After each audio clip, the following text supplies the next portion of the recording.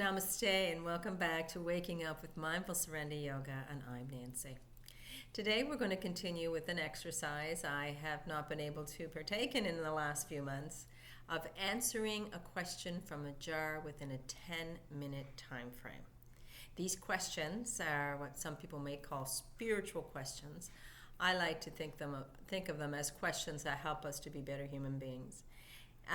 If we are able to follow the dictates from which the answers come. And they are not coming from me directly, by no means. This is all a bunch of information and knowledge that I've collected over the years of my 25 plus yoga practice and my studying and my own academics and my reading of everything I can. So these answers are an accumulation of knowledge gathered in this brain or my personal mind of mine.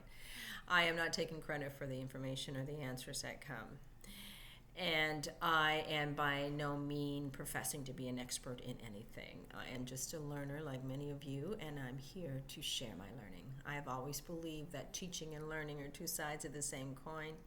I learn when I teach, and I teach when I learn. And I want to be able to assimilate this knowledge that has become a part of me and to be able to share it for the betterment of all. Again, this is a personal mission, and by no means professing to be someone who is a guru or a teacher or anything like that. I'm simply here learning. So I hope I made that clear.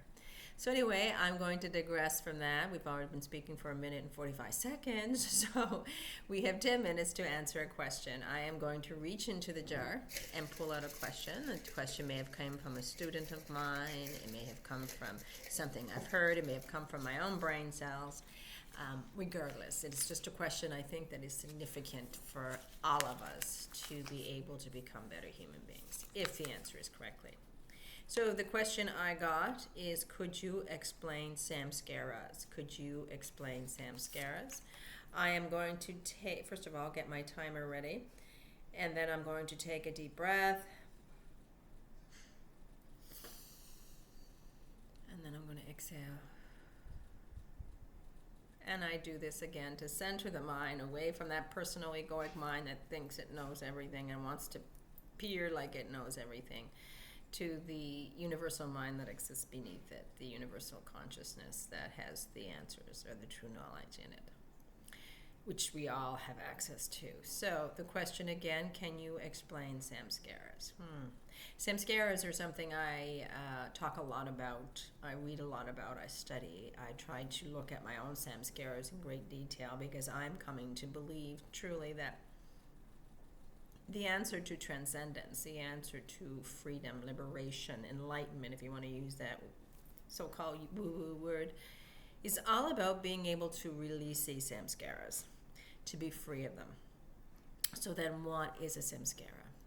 A samskara, according to, first of all, it's a Sanskrit word, and according to both Buddhist and Hindu teachings, including the Vedic teachings, are basically stored, stuffed emotional energy.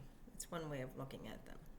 So when we have an experience in life that we may deem as unpleasant, to the point maybe some people would even call it traumatic, and our mind at the time, wherever level of development we are at, both spiritually and psychologically, is unable to handle that situation because it is too intense and too challenging for the mind to deal with, have a tendency to push everything inside below our conscious understanding of things. So we do what Freud would call repression and suppression. We put down, using these defense mechanisms, this experience that we deem as too emotionally charged or too emotionally difficult to deal with.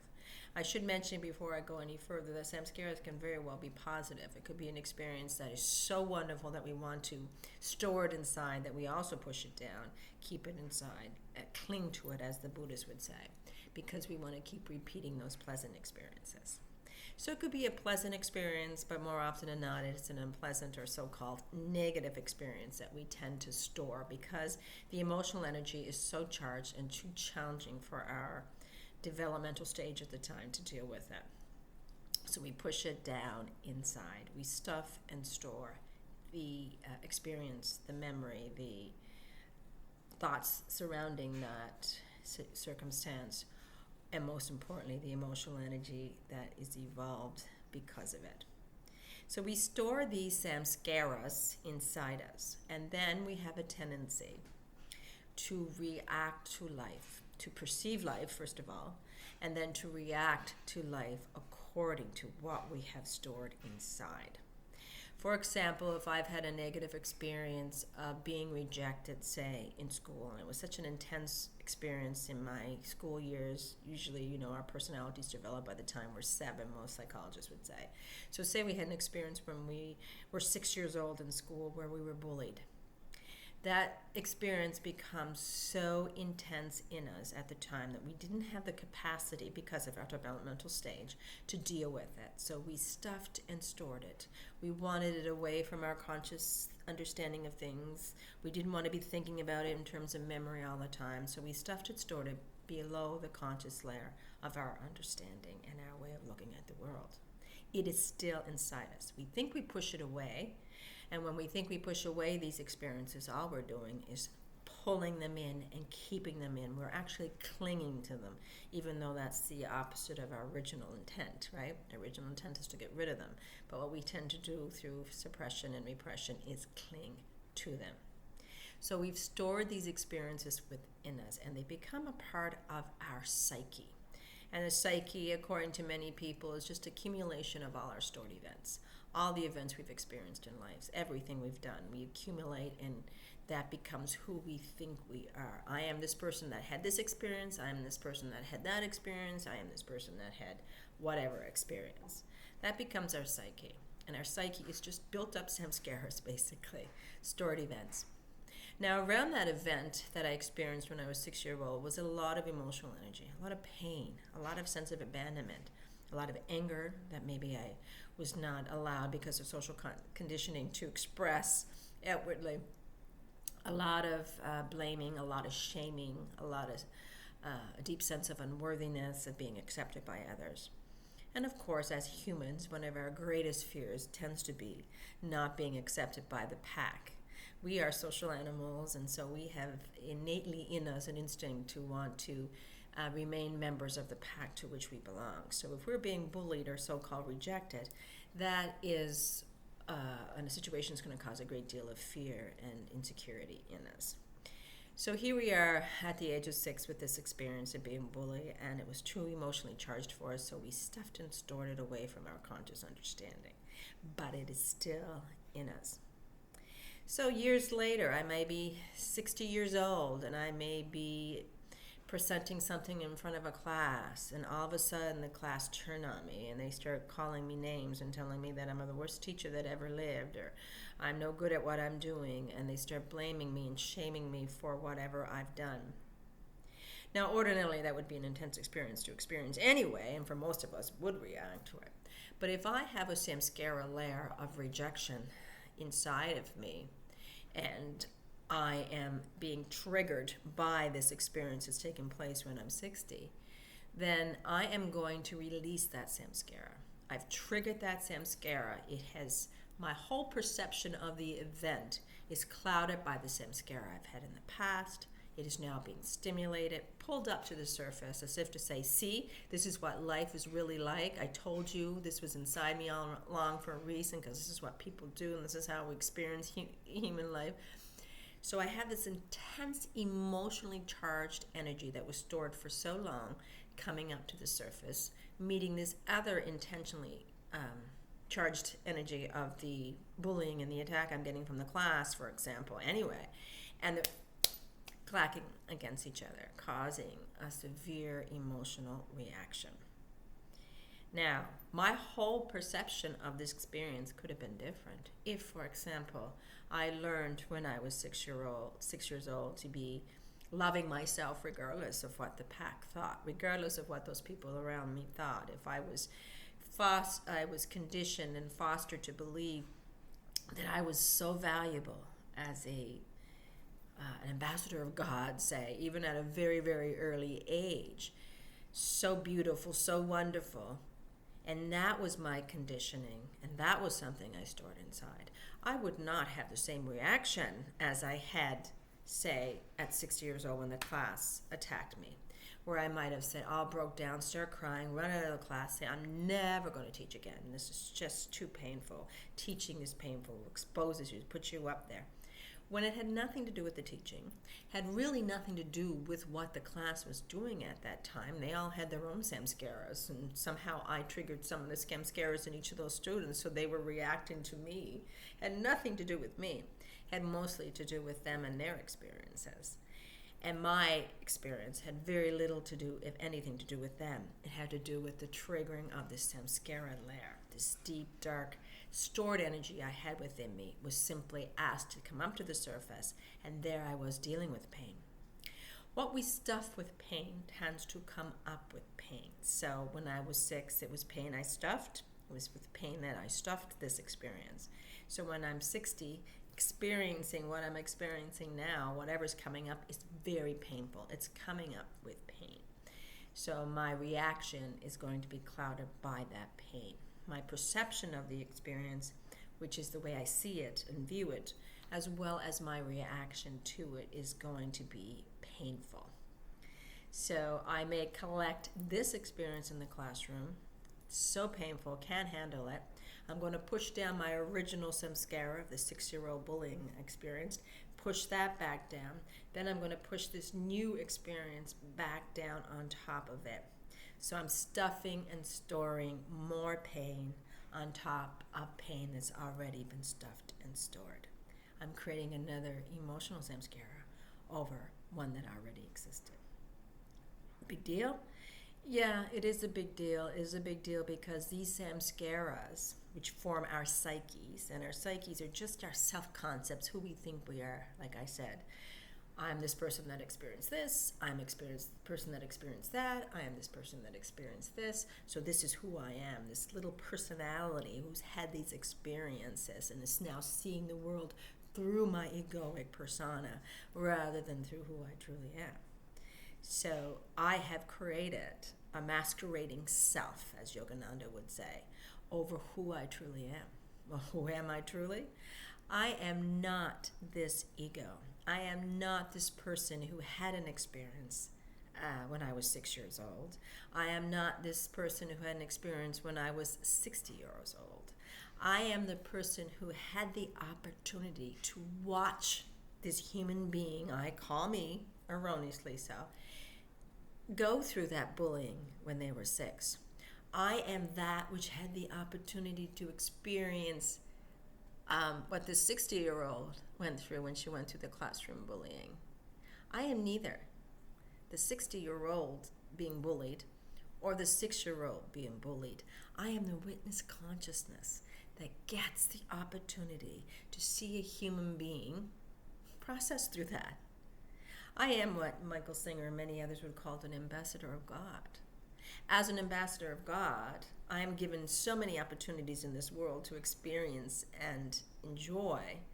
And no, they're not always so-called pleasant to the human psyche. But really, they're all beautiful in the way that they come into us because they're here to teach us and help us to grow. So this 6-year-old who was through this traumatic experience actually had a beautiful opportunity to soul grow.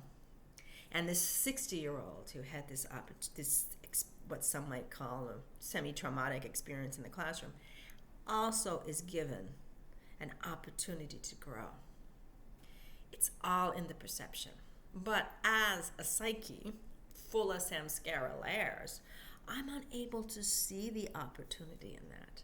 I am unable to see myself as an ambassador of God. I am unable to see myself for who I truly am because these samskaras, which are stuffed on top one another, and who I have come to believe become my psyche, accumulation of all I've been through, are in the way of me seeing clearly. I'm focusing my attention on the samskara layers that keep getting activated by life, thinking it's life that's causing them. In reality, it's what I've stuffed and stored in me. Life is just doing what life does, right, for a million different reasons that have nothing to do with me.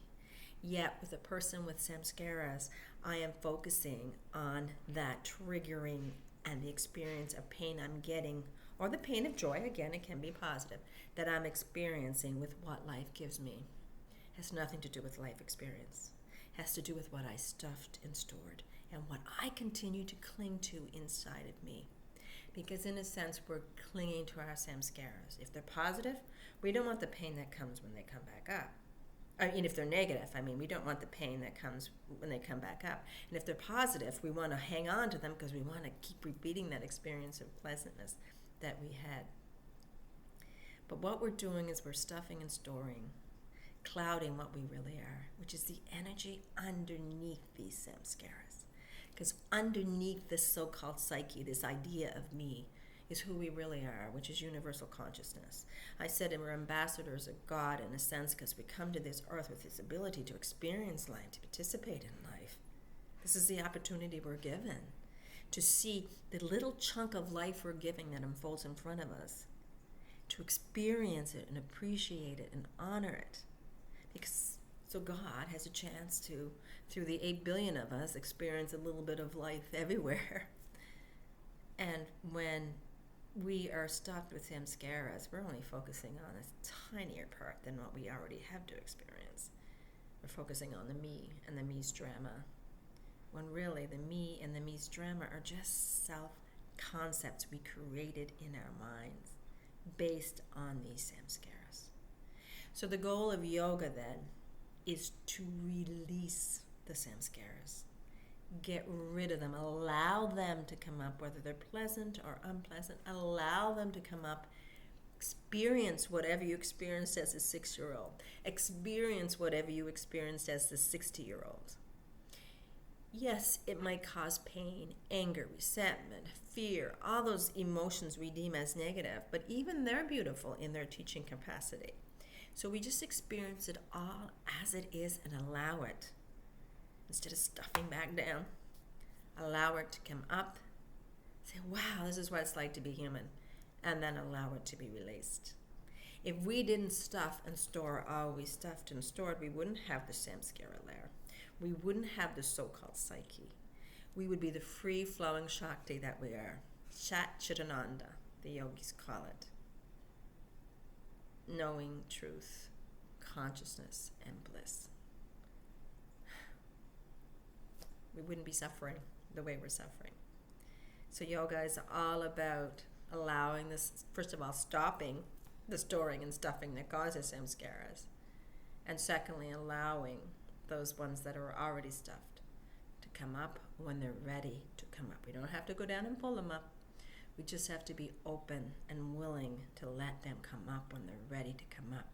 To appreciate those bullying experiences because they're helping us to pull out the samskaras that we've stuffed, helping to free us and liberate us. And yes, if you want to use that woo-woo term, enlighten us. Because we are light, and we see that light being dimmed by all the stuff we put on top of it. And if we didn't have all that stuff being put on top of it, that light would have a chance to shine. So that, my dear friends, is what samskaras are according to this yogi mind that is far from perfect, for sure. I thank you again for listening. I know I've been well over my time, but it seemed like such an important topic. I just kept going when I heard my watch going off. Anyway, I'll try to stay within the time limit the next time. Thank you again for joining me. Have a wonderful day. Namaste.